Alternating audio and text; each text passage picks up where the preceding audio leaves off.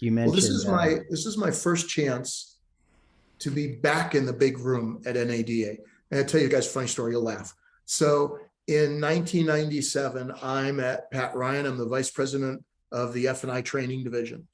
And I get selected to speak at NADA.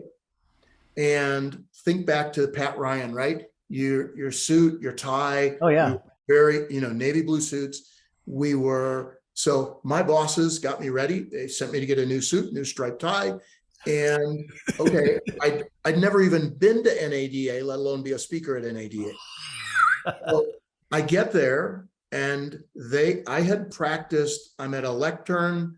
We were using a Lotus, not Lotus Notes, but some Lotus software that allowed for presentation, right? And so I got it all loaded. I got it on a laptop. Nobody prepped me for how big the room was. It was set for 1,000. Oh my gosh. And if you think back to those early days, there were 4 squares of seating. And in the middle, remember the dealer would go swipe for education credits so that it would log in so that they could write the trip off. So I get up and I've got 50 minutes and I start. And I'm 20 minutes in of very serious standing at a podium talking, and people start to get up and go swipe and they walk out the door. And I'm like, where are they going?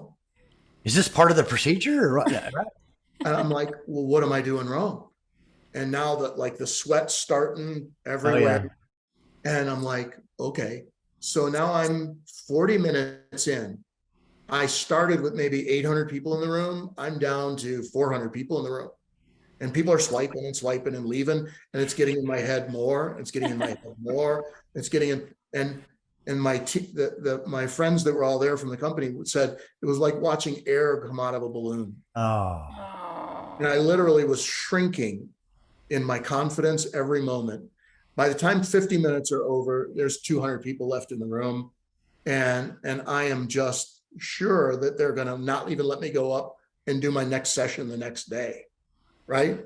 And everybody's pulling me over and my bosses are there and they go, you did a great job, but what happened? You lost energy, you lost everything. I go, well, why didn't you tell me I could walk around? Why didn't you tell me they were going to leave? Why didn't you, what were they doing in that machine back there? And so I turned in proposals to speak at NADA for many, many years after that. And I never got selected till last year. And Russell, you were out there last year. And if you remember, I had a whole different attitude than stand still at a lectern, right? Yep. And I am thrilled to redeem myself in a big room at NADA. And we're going to have fun and we're going to learn and we're going to challenge ourselves. And I'm so grateful to NADA for, although it's, gosh, almost 30 years later, 25 years later. Hello, everybody. Here's a quick word for you all. We know electric vehicles are increasing around the nation, actually around the world.